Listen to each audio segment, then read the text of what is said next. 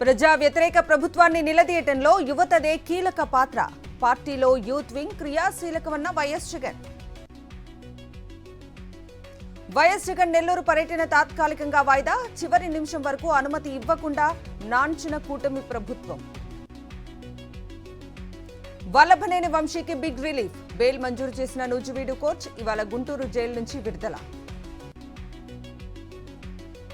Recalling Chandrababu మేనిఫెస్టోను ఆవిష్కరించిన మాజీ మంత్రి ఉషశ్రీ చరణ్. ప్రభుత్వ వైఫల్యాలను ప్రజలకు వివరించాలని కార్యకర్తలకు పిలుపు. హామీల అమలులో కూటమి సర్కారు విఫలమైంది. చంద్రబాబు మోసాలను ఊరూరా రచ్చబండలో వివరిస్తామన్న మధ్య శ్రీనివాసరావు. కూటమి ప్రభుత్వంలో ఉద్యోగాలే లేవు. తొలి సంతకానికి చంద్రబాబు విలువ లేకుండా చేశారన్న జక్కంపూడి రాజా.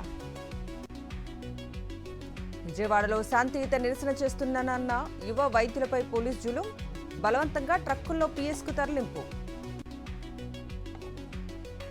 సిగాజీ పరిశ్రమలో శిథిలాలు తొలగించే కొద్దీ బయటపడుతోన్న మృతదేహాలు. ఇప్పటివరకు మృతుల సంఖ్య 40 దాటినట్లు సమాచారం. పాశమైలారం ఘటనపై ఎన్హెచ్ఆర్సీకి లాయర్ కుమారస్వామి ఫిర్యాదు. అధికారుల నిర్లక్ష్యమే ప్రమాదానికి కారణమని ఆరోపణ. తెలంగాణ పోలీసుల తీరుపై హైకోర్టు ఆగ్రహం. సెటిల్మెంట్లకు పీఎస్లను అడ్డాలుగా మారుస్తున్నారని కన్నెర్ర. తెలంగాణలో చేనేత కార్మికుల రుణమాఫీకి 33 కోట్లు మంజూరు. ఉత్తర్వులు జారీ చేసిన ప్రభుత్వం. హైదరాబాద్లో మాన్సూన్ ఎమర్జెన్సీ సేవలు ప్రారంభం. ఆధునిక పరికరాలతో రంగంలోకి దిగిన హైడ్రా సిబ్బంది.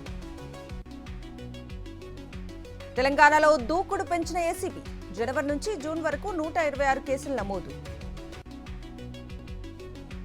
చౌటుప్పల్లోని జైలారా ఫార్మసీ కంపెనీ ఎదుట రైతుల ఆందోళన. వ్యర్థాల వల్ల పంటలు నష్టపోతున్నామని ఆవేదన. కంపెనీపై చర్యలు తీసుకోవాలని డిమాండ్. ప్రముఖ వ్యక్తిత్వ వికాస నిపుణుడు పట్టాభిరామ్ మృతి. ఇవాళ మధ్యాహ్నం 3 గంటలకు అంత్యక్రియలు. ఇవాళ నుంచి ప్రధాని మోదీ విదేశీ పర్యటన. ఈ నెల 9 వరకు వివిధ కార్యక్రమాలకు హాజరు.